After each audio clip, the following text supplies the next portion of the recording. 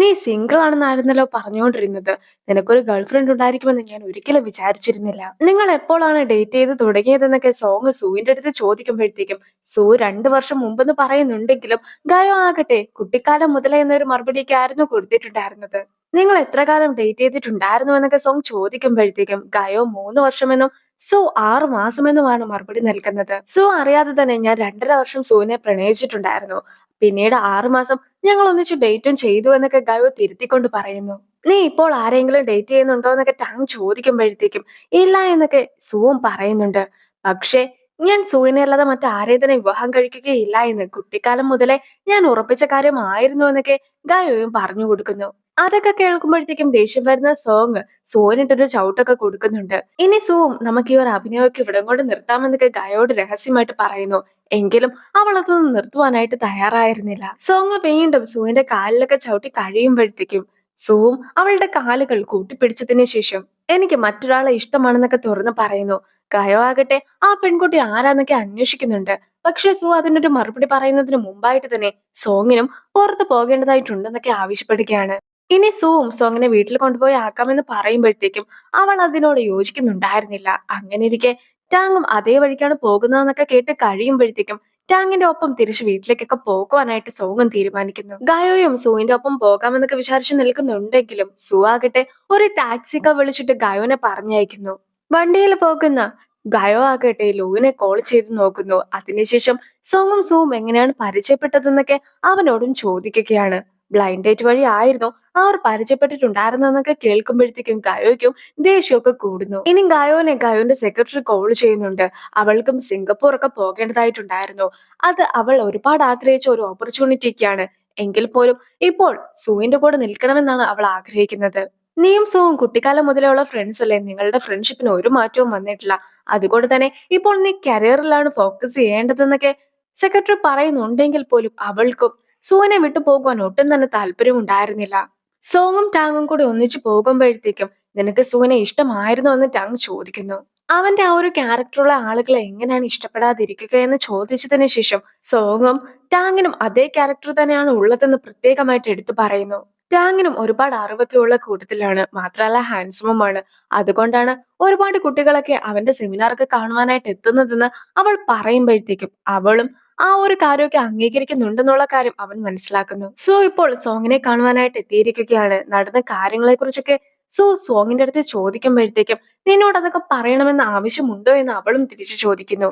അപ്പോഴായിരുന്നു ഇതിനു മുമ്പ് അവൻ സംസാരിച്ച മറ്റൊരു കാര്യമൊക്കെ അവൻ ഓർക്കുന്നത്. നിന്റെ ഇപ്പോഴുള്ള ഗേൾ ഫ്രണ്ട് എക്സ് ബോയ് ഫ്രണ്ടുമായിട്ട് കണ്ടുമുട്ടുകയാണെങ്കിൽ നീ എങ്ങനെയായിരിക്കും അതിനോട് പ്രതികരിക്കുക എന്ന് ലിൻമു ചോദിച്ചതിനെ കുറിച്ച് ആയിരുന്നു അവൻ ഓർക്കുന്നത്. അവനാകട്ടെ ആ പെൺകുട്ടിയുടെ പാസ്റ്റ് ആണ്, ഞാൻ പ്രസന്റും. അങ്ങനെയുള്ള ഞാൻ എന്തിനാണ് അതിനെക്കുറിച്ചൊക്കെ ഓർത്ത് വ്യാകുലപ്പെടുന്നത്? നമ്മൾ അതൊന്നും ഓർത്ത് ടെൻഷൻ അടിക്കേണ്ട ഒരു കാര്യവുമില്ല. എന്തൊക്കെ പറഞ്ഞാലും പ്രസന്റിനെ തോൽപ്പിക്കുവാനായിട്ട് പാസ്റ്റിന് സാധിക്കുകയില്ല എന്നൊക്കെ ആയിരുന്നു അന്ന് അവൻ പറഞ്ഞിട്ടുണ്ടായിരുന്നത്. എനിക്കൊരാളെ ഇഷ്ടമാണെന്നൊക്കെ ഞാൻ പറഞ്ഞപ്പോഴത്തേക്കും നീ എന്തിനായിരുന്നു പറയാതിരിക്കുവാനായിട്ട് എന്നെ തടഞ്ഞിട്ടുണ്ടായിരുന്നതെന്നൊക്കെ ചോദിക്കുമ്പോഴത്തേക്കും അവളും ആ ഒരു കാര്യമൊക്കെ പറയുമ്പോൾ അവൾ അത്രയ്ക്ക് കംഫോർട്ടബിൾ ആയിട്ട് ഫീൽ ചെയ്യുകയില്ല.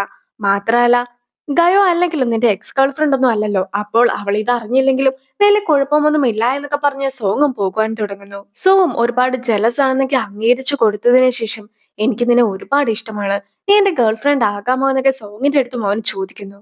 പക്ഷെ അതിന് ഒരു നോ എന്ന മറുപടി പറഞ്ഞതിന് ശേഷം നമ്മുടെ റിലേഷൻഷിപ്പിന്റെ ഇടയ്ക്ക് ഒരു സഹോദരിയോ അല്ലെങ്കിൽ ഒരു സഹോദരനോ വരുന്നതിൽ എനിക്ക് ഒട്ടും തന്നെ താല്പര്യമില്ല. ഇപ്പോൾ അങ്ങനെ ഒന്ന് സംഭവിച്ചത് കൊണ്ട് തന്നെ നമ്മുടെ റിലേഷൻഷിപ്പ് ഒക്കെ തുടങ്ങുവാനായിട്ട് കുറച്ചുകൂടി വെയിറ്റ് ചെയ്യേണ്ടതായിട്ടുണ്ടെന്ന് അവളും പറയുന്നു. അത് കേൾക്കുമ്പോഴത്തേക്കും അപ്പോൾ റിലേഷൻഷിപ്പ് ഒക്കെ തുടങ്ങുവാനായിട്ട് നീ നേരത്തെ തന്നെ പ്ലാൻ ചെയ്തിട്ടുണ്ടായിരുന്നോ അല്ല എന്നൊക്കെ അവനും ചോദിക്കുകയാണ്. സോ ഇനി തന്റെ അടുത്ത് എങ്ങനെയൊക്കെയാണോ പെരുമാറുന്നത് അതൊക്കെ അനുസരിച്ചായിരിക്കും റിലേഷൻഷിപ്പ് എപ്പോൾ തുടങ്ങണമെന്ന് തീരുമാനിക്കുക എന്ന് അവൾ പറയുമ്പോഴത്തേക്കും സോം അതിനോട് യോജിക്കുന്നു. അങ്ങനെ ആ ഒരു എപ്പിസോഡൊക്കെ അവസാനിക്കുകയാണ്. ഇനി അടുത്ത എപ്പിസോഡ് തുടങ്ങുമ്പോഴത്തേക്കും സോങ്ങിനെ കാണുവാനായിട്ട് ഷിയാൻ കടയിലേക്ക് എത്തിയിരിക്കുന്നു. ഷിയാൻ ഒരു പ്രൊജക്ട് ഒക്കെ ചെയ്തിട്ട് ടാങ്ങിനെ കാണിച്ചിട്ടുണ്ടായിരുന്നു. പക്ഷെ ടാങ്ങും ആ ഒരു പ്രൊജക്ട് ഒക്കെ റിജക്ട് ചെയ്തു. റിയൽ ലൈഫിൽ നടന്ന കാര്യങ്ങളൊക്കെ വെച്ചിട്ട് വേണം പ്രൊജക്ട് ചെയ്യുവാനെന്ന് അയാൾ പ്രത്യേകമായിട്ടൊക്കെ പറഞ്ഞിട്ടുണ്ടായിരുന്നു. അതുകൊണ്ട് തന്നെ ഇപ്പോൾ സോങ്ങിന്റെ കടയുമായി ബന്ധപ്പെട്ട കുറച്ച് ഡീറ്റെയിൽസ് ഒക്കെ കൊടുക്കുവാനായിട്ടാണ് അവനും ആഗ്രഹിക്കുന്നത്. കേസ് സ്റ്റഡിക്ക് വേണ്ടി തന്റെ ഷോപ്പിലെ ഡീറ്റെയിൽസ് ഒക്കെ കൊടുക്കുവാനായിട്ട് സോങ് തയ്യാറായിരുന്നു. പക്ഷെ ഫ്രീ ആയിട്ട് അതൊന്നും കൊടുക്കുകയില്ല. അതുകൊണ്ട് തന്നെ അവനെ കൊണ്ട് കുറെ പണികളൊക്കെ അവൾ ചെയ്യിക്കുന്നു. സോങ് തന്റെ എക്സ് ബോയ് ഫ്രണ്ട് ആണ് ടാങ് എന്നൊക്കെ പറഞ്ഞ് ടാങ്ങിനെ പരിചയപ്പെടുത്തി കൊടുത്തതിനെ കുറിച്ചും ഇപ്പോഴും അവന്റെ ഒരു സെമിനാറൊക്കെ കൂടിയിട്ടാണ് വന്നതെന്ന് അവൾ പറഞ്ഞതിനെ കുറിച്ചും സോ ഓർക്കുകയാണ്. നേരത്തെ ഒരു ഡോഗിനെയൊക്കെ സു രക്ഷിച്ചത് കാണിച്ചിട്ടുണ്ടായിരുന്നല്ലോ. ഇപ്പോൾ ആ ഡോഗിനെയും കൂട്ടിക്കൊണ്ട് ഒരു കുട്ടി അവിടെ എത്തുകയാണ്. എന്തെങ്കിലും ഹെൽപ്പൊക്കെ ആവശ്യമായിട്ട് വരികയാണെങ്കിൽ സോങ്ങിനെ കണ്ടോളാൻ ആ കുട്ടിയോട് പറഞ്ഞിട്ടുണ്ടായിരുന്നു. അതുകൊണ്ടാണ് ഇപ്പോൾ അവൾ എത്തിയിട്ടുമുള്ളത്. പക്ഷെ ആ കുട്ടി സഹായം ചോദിക്കുന്നതിന് മുമ്പായിട്ട് തന്നെ ആ ഒരു പട്ടീനെയൊക്കെ നോക്കുവാനായിട്ടാണ് തന്റെ അടുത്ത് പറയുന്നതെന്ന കാര്യം അവൾക്ക് മനസ്സിലാക്കുകയാണ്. അങ്ങനെ അവളും ആ ഒരു ഡോഗുമായിട്ട് പോകുന്നു. ഗയോ രാവിലെ തന്നെ സോങ്ങിന്റെ കടയുടെ മുമ്പിൽ എത്തിയിരിക്കുകയാണ്. ഇനി അവിടെ എത്തുന്ന ഷിയാനാകട്ടെ അവളുടെ അടുത്ത് എന്താണ് കാര്യം എന്നൊക്കെ ചോദിക്കുമ്പോഴത്തേക്കും അവളും ഇത്രയും നേരമായിട്ടും എന്തുകൊണ്ടാണ് കട തുറക്കാത്തതെന്നൊക്കെ ചോദിച്ച് കടക്കാരെ കുറ്റം പറയുന്നു. അപ്പോൾ നിനക്കെന്തോ അർജന്റ് ആയിട്ടുള്ള കാര്യമാണല്ലേ, എന്തായാലും അകത്തേക്ക് വാന്ന് പറഞ്ഞ് ഷിയാനും ഡോറൊക്കെ തുറന്ന് അവളെ അകത്തേക്ക് ക്ഷണിക്കുന്നു. സോങ് എന്ത് കടയാണ് നടത്തുന്നതെന്ന് പോലും അറിയാതെയൊക്കെ ആയിരുന്നു ഗായോ കടയ്ക്കുള്ളിൽ എത്തിയിട്ടുണ്ടായിരുന്നത്.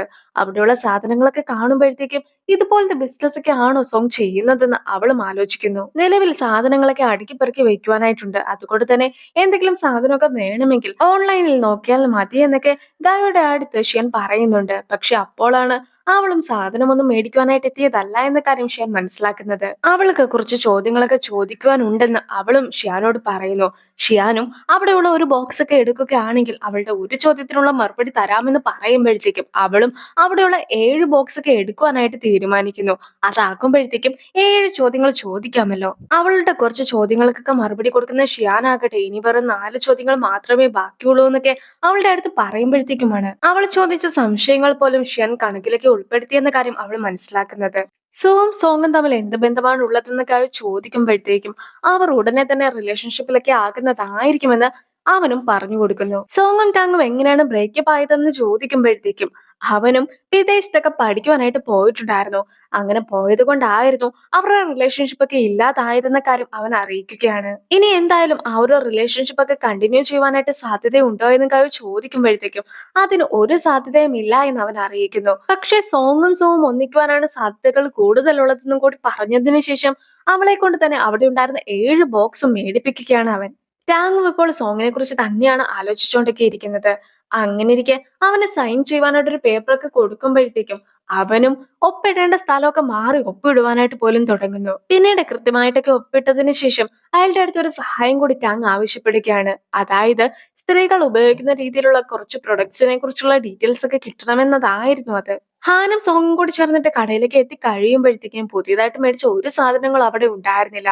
അവനെല്ലാം തന്നെ അടുക്കിപ്പെറുക്കി വെച്ച് കാണുമെന്നൊക്കെ അവർ വിചാരിക്കുന്നുണ്ടെങ്കിൽ പോലും അതിനു മുമ്പായിട്ട് തന്നെ അതെല്ലാം തന്നെ വിറ്റ് തീർത്തു എന്നാണ് അവൻ പറയുന്നത്.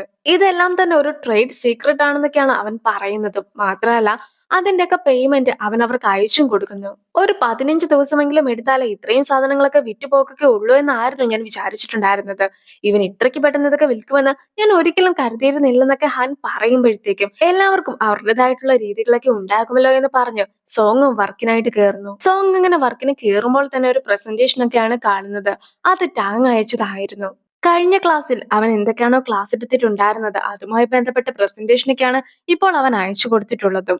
ഇനി അടുത്ത ക്ലാസ്സിലാകട്ടെ എന്തൊക്കെയാണോ സോങ്ങിന് ഏറ്റവും ആവശ്യമായിട്ടുള്ളത് ആ ഒരു കാര്യങ്ങളെ കുറിച്ചായിരിക്കും ക്ലാസ് എടുക്കുക എന്നും അവൻ പ്രത്യേകമായിട്ട് പറയുന്നു. അതൊക്കെ വായിച്ചതിന് ശേഷം നമ്മുടെ കസ്റ്റമേഴ്സിന്റെ എണ്ണമൊക്കെ വളരെ കുറവാണ്, നമ്മളത് കൂട്ടേണ്ടതായിട്ടുണ്ടെന്നൊക്കെ അവളും ഹാനെ അറിയിക്കുന്നു. പുതിയതായിട്ട് കണ്ട മറ്റൊരു പോയിന്റ് ആയിരുന്നു ബ്രാൻഡുകളെ കുറിച്ചുള്ളത്. അതായത് വളരെ ഫേമസ് ആയിട്ടുള്ള ചില ബ്രാൻഡ്സിന് ഒന്നും തന്നെ ഏജൻസ് ഇല്ല. അങ്ങനത്തെ ബ്രാൻഡ്സിനൊക്കെ നമ്മൾ കോൺടാക്ട് ചെയ്തതിന് ശേഷം അവരുടെ പ്രൊഡക്ട്സ് ഒക്കെ നമ്മൾ കൂടുതലായിട്ട് നമ്മുടെ ഷോപ്പിൽ ഉൾപ്പെടുത്തുകയാണെങ്കിൽ നമ്മുടെ ഷോപ്പിന്റെ തന്നെ ക്വാളിറ്റി കൂടുന്നതായിരിക്കുമെന്നൊക്കെ അവൾ പറയുകയും ഒരു ബ്രാൻഡിനെ കുറിച്ചൊക്കെ കാണിച്ചു കൊടുക്കുകയും ചെയ്യുന്നു. സൂവും ലോവും കൂടി ചേർന്നിട്ട് ഇപ്പോൾ ടാങ്ങിനെ കുറിച്ചുള്ള ഡീറ്റെയിൽസ് ഒക്കെ നോക്കിക്കൊണ്ടിരിക്കുകയാണ്. അവൻ ഹാൻസം ഒക്കെ ആണല്ലോ. മാത്രമല്ല സോങ്ങിന് വളരെ സ്റ്റാൻഡേർഡ് ഒക്കെ കൂടുതലുള്ള കൂട്ടത്തിലാണ്. അതുകൊണ്ട് തന്നെ ഒരു പക്ഷെ ഇവന് വേണ്ടിയിട്ടായിരിക്കുമോ നിന്നെ റിജക്ട് ചെയ്തിട്ടുണ്ടാക്കുക എന്നൊക്കെ ലൂവും സൂവിന്റെ അടുത്ത് ചോദിക്കുന്നു. അവൾക്ക് ഇവനോട് വീണ്ടും ഇഷ്ടം തോന്നുവാനുള്ള ഒരു സാധ്യതയും ഞാൻ കാണുന്നില്ല എന്നൊക്കെ സു പറയുമ്പോഴത്തേക്കും എനിക്കും അവളെ സംശയമൊന്നുമില്ല. പക്ഷെ ഇവനെ വിശ്വസിക്കുവാൻ കഴിയുകയില്ല. അതുകൊണ്ട് തന്നെ ഒരു പക്ഷെ അവളുമായിട്ട് ഒന്നിക്കുവാനായിട്ടായിരിക്കുമോ അവനും തിരിച്ചെത്തിയിട്ടുണ്ടാകുക എന്നൊക്കെ ലൂ സംശയിക്കുന്നു. നമ്മൾ എന്തായാലും ടാങ്ങിനെ ഒഴിവാക്കുകയാണ് ആദ്യം ചെയ്യേണ്ടതെന്നൊക്കെ ലൂ പറഞ്ഞു കൊടുക്കുകയാണ്. അതൊക്കെ പോട്ടെ, ഹാനുമായിട്ട് നീ എങ്ങനെയാണ്, നിങ്ങൾ അടുപ്പത്തിൽ വല്ലതും ആണോ എന്നൊക്കെ ലൂ ചോദിക്കുമ്പോഴത്തേക്കും സോങ്ങിന്റെ ബെസ്റ്റ് ഫ്രണ്ട് ആണ് ഹാൻ. അതുകൊണ്ട് തന്നെ അവളുടെ അടുത്ത് ഞാൻ ഒരു അകലമൊക്കെ പാലിച്ചിട്ടാണ് നിൽക്കുന്നതെന്ന് സോ പറയുമ്പോഴത്തേക്കും ഒരു കാര്യം ചെയ്യാം. നിനക്ക് വേണ്ടി ആ ഒരു ത്യാഗമൊക്കെ ഞാൻ ചെയ്യാം. ഞാൻ ഹാനുമായി കൂടുതലായിട്ട് അടുത്തതിന് ശേഷം നിനക്ക് വേണ്ട എല്ലാ സഹായങ്ങളും ഹാൻ വഴി ചെയ്തു തരുന്നതായിരിക്കുമെന്നൊക്കെ ലോ പറയുമ്പോഴത്തേക്കും നീ മേലാൽ എന്റെ പേരും പറഞ്ഞ് ഏതെങ്കിലും പെണ്ണിനെ വളയ്ക്കുവാനായിട്ട് നോക്കരുത്. പ്രത്യേകിച്ച് സോങ്ങിന്റെ ബെസ്റ്റ് ഫ്രണ്ടിനെ ഞാൻ ഇത് ഒരിക്കലും അംഗീകരിച്ചു തരുന്നതായിരിക്കുകയില്ല എന്നൊക്കെ പറഞ്ഞിട്ട് സൂ ലോകിനെ ഭീഷണിപ്പെടുത്തുമ്പോഴത്തേക്കും എന്റെ ടൈപ്പ് എങ്ങനെയാണെന്നൊക്കെ നിനക്ക് അറിയാമല്ലോ. അതിൽ ഒരു രീതിയിലും ഉൾപ്പെടാത്ത ഒരാളാണ് ഹാൻ. അതുകൊണ്ട് തന്നെ ഞാൻ അവളെ ഒരിക്കലും ചതിക്കുകയില്ല എന്നൊക്കെ ലോവും അവനെ വിശ്വസിപ്പിക്കുന്നു. ലൂവും ഗേൾസിന്റെ കൂടെ പാർട്ടിക്കൊക്കെ പോകാൻ തീരുമാനിച്ചിരിക്കുകയാണ്. പക്ഷെ ആ ഒരു പാർട്ടിക്ക് ഒന്നും തന്നെ താൻ പങ്കെടുക്കുകയില്ല എന്ന് സൂവും അറിയിക്കുന്നു. അപ്പോൾ ആ ഒരു സീനോട് കൂടി ഈ ഒരു വീഡിയോ അവസാനിപ്പിക്കുകയാണ്. അടുത്തൊരു വീഡിയോ ആയിട്ട് ഇത്രയും വേഗം കാണാം. ബൈ.